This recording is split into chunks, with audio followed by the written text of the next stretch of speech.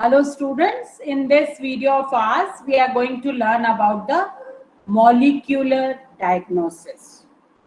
Now diagnosis is to find out what disease, whether what kind of disease we are having, that is called diagnosis.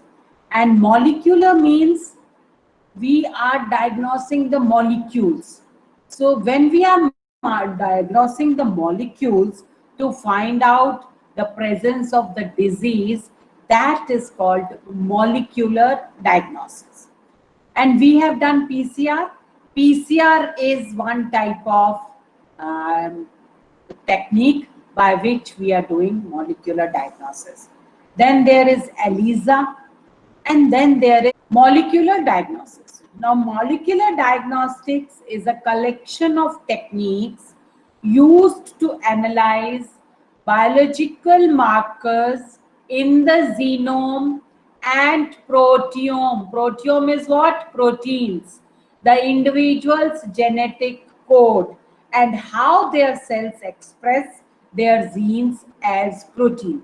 So in this, what basically we are doing is either we are finding out that whether that particular gene or DNA is present or whether that particular protein is present. So genome or proteome are present or not by applying the molecular medical testing, and that testing is called molecular diagnosis. So molecular diagnostics is a collection of techniques. It is basically different types of techniques which are used to analyze biological markers in genome and proteome, the individual's genetic code and how their cells express their gene as protein by applying molecular biology to medical testing.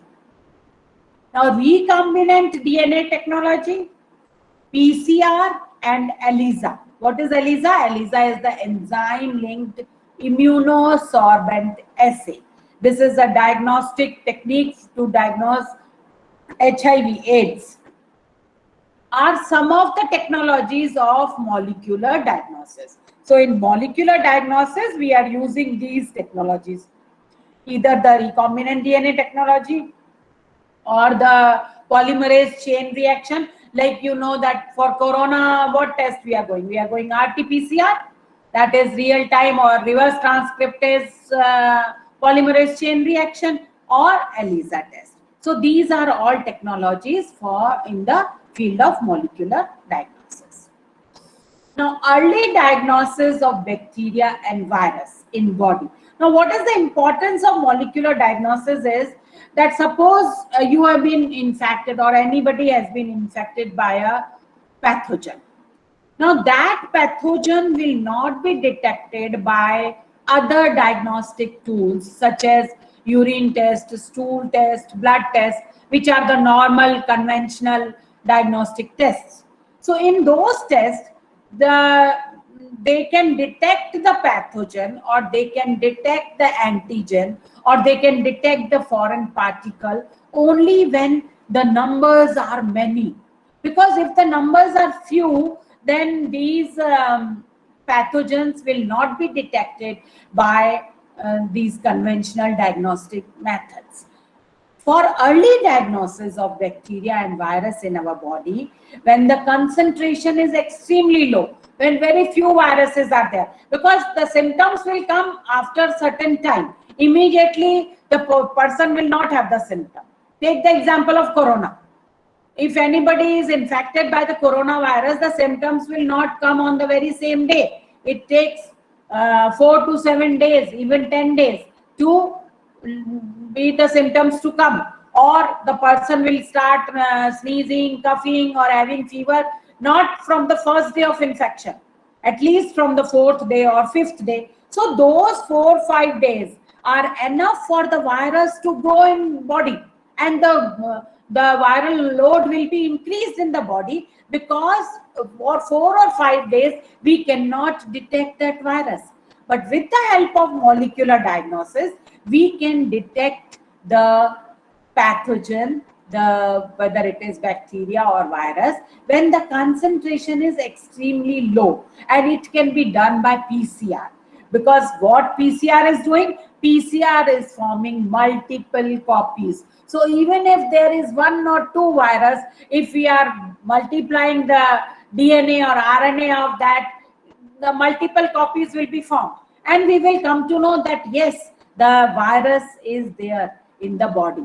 So PCR, because it multiplies the DNA several folds. So PCR is used to detect HIV virus.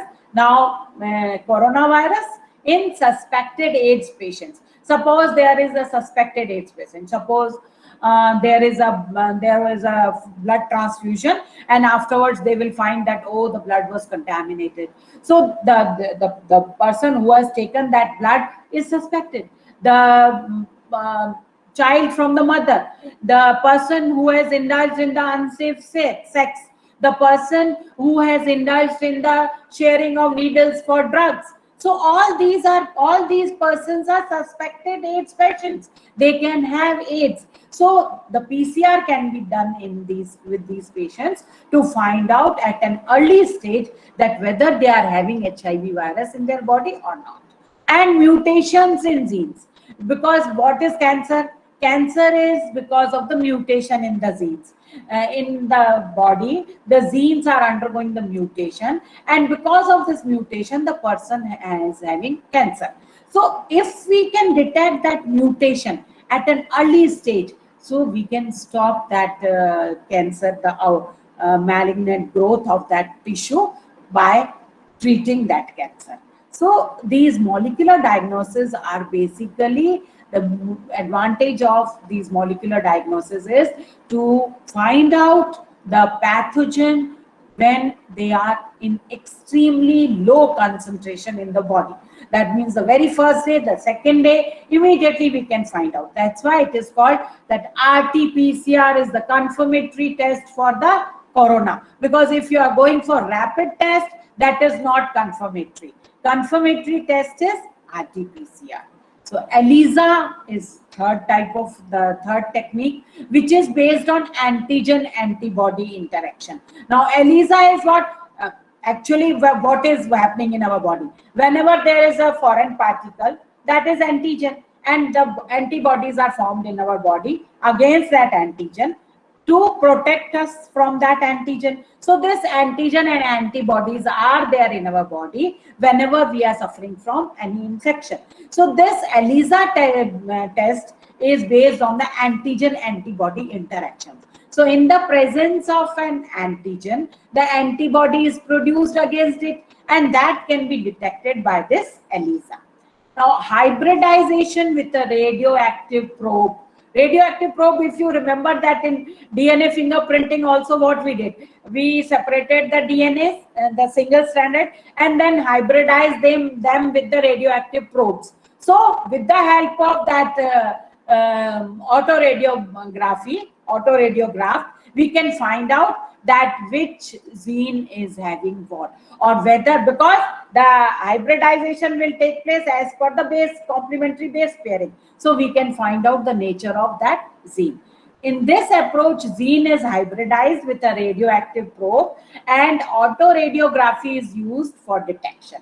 So the reasons where mutation is present in the gene will not appear in the photographic film. Why? Because when the mutation has taken place, the gene has changed. When the gene has changed, the hybrid will not be formed from that probe. So when the hybrid is not being formed by the probe, that will not come in the radiography photographic film. So we can find out that mutation has been taken place. So the regions where mutation is present in the gene will not appear in the photographic film, since probe will not be able to bind with that part, because now the sequence, nitrogenous basis sequence is changed because of the mutation. What is mutation? The gene is altered, the sequences have been changed. Now see, this is PCR. PCR is what we are basically doing is we are we are getting the multiple copies of the fragment of the DNA. So even if small portion of that virus or that pathogen or bacteria DNA is present in our body, the PCR can form the multiple copies of it, and we can find out whether that virus or that bacteria DNA is present in the body or not. See, this we have already done PCR. This is the double-stranded DNA. Then first is denaturation at high temperature, and then it is aniline. Aniline is the attachment of primers, which are oligonucleotides, and then the polymerase will start. The Taq polymerase, a special polymerase is used, which can withstand the high temperatures. And in the presence of this Taq polymerase and the loose nucleo sequences, it will form the copies of that DNA. And what will happen? One cycle, second cycle, one cycle, 4 copies. Second cycle, 8 copies will be formed. In third cycle, 18. So similarly, it will keep on increasing, and after 30th cycle, we will have 2 billion copies of that, because it is exponential. The growth is exponential. So by increasing the copy numbers, we can find out, we can detect the presence of that pathogen in the body, because in this we can form the multiple copies of that DNA. The second is ELISA. ELISA is enzyme-linked immunosorbent assay. It is a plate-based. The special plate is used in this test, where it is a plate-based assay technique designed for detecting and quantifying soluble substances such as peptides, proteins, antibodies, and hormones. Other names such as enzyme immunoassay are also used to describe the same technology. Now, basically what is happening here is, these are the special plates. The special plates are taken. Now, what will happen? The target antigen, the antigen is put in that.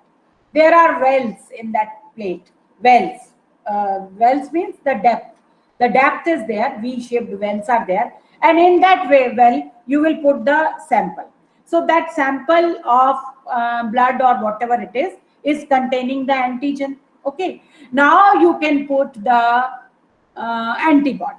So what will happen? The target antigen and antibody will form the complex. So this will antigen antibody complex will be formed. Clear? Now once this antigen antibody complex will be formed, certain enzymes are put into this, which can give the special colors which are detecting this antibody. So these enzymes are very, very specific. They will detect only the specific kind of antibody antigen complex. And these enzymes, when they will detect that, they will give a complex which will give the special color, and with the help of photospectrograph, we can find out that whether that antigen is there or not. I will explain to you again. Whenever we'll take an example, suppose we are talking about HIV. So HIV is caused when there is infection of HIV virus in the body. So HIV virus is what? It is an antigen for the body. And body will start producing the antibodies. So if antibodies are present in the sample, that means the person is infected with the HIV. So what we have taken is, we have taken the sample of that person. Now this sample is having antibody. Some antibodies must be there because that antigen is there in the body. So some antibodies must have been formed in the body. So these antibodies, now we will put the target antigen. What is the target antigen? HIV virus, that we know. So we will take the sample and then we will put the target antigen. In this case, it is HIV. So we have put the HIV. Now suppose this target antigen is combining with this antibody, because antibody is having antigen combining sites, and this antigen combining sites are very specific for the antibody. You know the structure of antibody, otherwise you can refer to that video. So this will come and get combined. So this complex will be formed. And now they will put some enzymes which are specific for this antigen antibody complex. And now this enzyme, if it is getting attached to this antigen antibody complex substrate, and this substrate with the help of the enzyme will form a product, and this product will give a specific color, and that we can be detected in the photospectrograph. So this is how the ELISA test is done. So ELISA test is based on the antigen antibody interaction. We have to take the sample and then we have to put the targeted antigen, and if the complex is formed with the help of the enzymes, we can detect it. So this is about ELISA. Now, recombinant DNA technology is also used as a technique for molecular diagnosis, because this recombinant DNA technology and DNA sequences techniques allow mutations induced in mammalian cell to be analyzed. So we can detect the mutation. All diseases or like cancers, they are because of the mutation. So we can detect that mutation with the help of recombinant DNA technology at the molecular level. So if the gene in which mutations are induced has been cloned, gross structural alteration are readily detected by southern analysis. What is southern analysis? By hybridizing with the probes, radioactive probes. So the hybrids will not be formed in this case, because the mutation means the gene has been altered. Now the sequence is different. So if the sequence is different, the hybrids will not be formed. So this way we can find out the presence of mutations with the help of recombinant DNA technology. So this recombinant DNA technology is also a technique used as a method to diagnose molecularly, because here also we are detecting the DNA. So it's a molecule. So this also comes in molecular diagnosis. So basically these three we have discussed. There are others as well, but in your syllabus, three are there. ELISA, recombinant DNA technology, and the third one is PCR, RT-PCR. So these three techniques are used in the molecular diagnosis.